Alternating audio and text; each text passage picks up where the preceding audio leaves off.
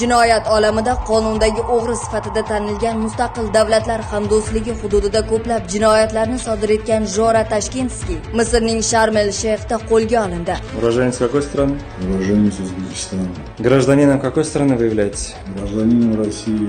Адрес Москва. На протяжении последних лет где проживали? Дубай.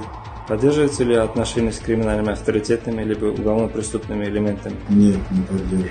Уже больше 10 лет. Sarokin Georgiy Nikolayevich, laqabi Jora Tashkentskiy, Saroka, 1972-yilda Toshkent shahrida tug'ilgan sport ustasi. Sarokin ilk jinoyatini 1990-yilda 18 yoshda sodir etib, 7 yil muddatga ozodlikdan mahrum etilgan. 1990-yildan buyon O'zbekiston, Rossiya va Qozog'iston hamda boshqa chet davlatlarda sodir etgan jinoyatlar bo'yicha sudlanib jazoni ijro etgan. Keyinchalik ushbu shaxs bosqinchilik, talonchilik, tovlamachilik, noqonuniy qurol va giyohvand modda saqlash kabi bir qancha jinoiy qilmishlarda aybdor deb topilgan. Sarokinning yonida qalbaki Rossiya fuqarosi pasporti borligi aniqlanib, ushbu pasportdan foydalanib yillar davomida bir qancha davlatlar bo'ylab harakatlangan.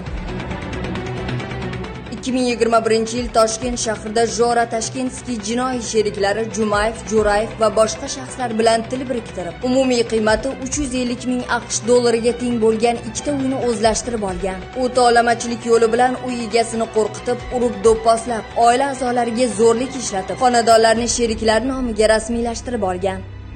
Mazkur holat yuzasidan o'ta xavfli retsidivistga nisbatan O'zbekiston Respublikasi Jinoyat kodeksining 165-moddasi 3-qismi A bandi bilan jinoyat ishi qo'zg'atilib, qidiruv e'lon qilingan.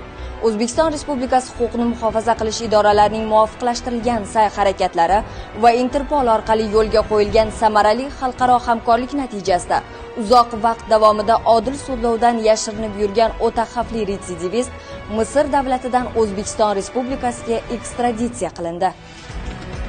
Barcha zarur xalqaro huquqiy tartib-taomillar natijasida qidiruvdagi shaxs Interpolning O'zbekiston Respublikasidagi Milliy markaziy byurosi xodimlariga topshirildi va O'zbekiston Respublikasi qonunchiligiga muvofiq jinoiy javobgarlikka tortish uchun mamlakat hududiga olib kelindi.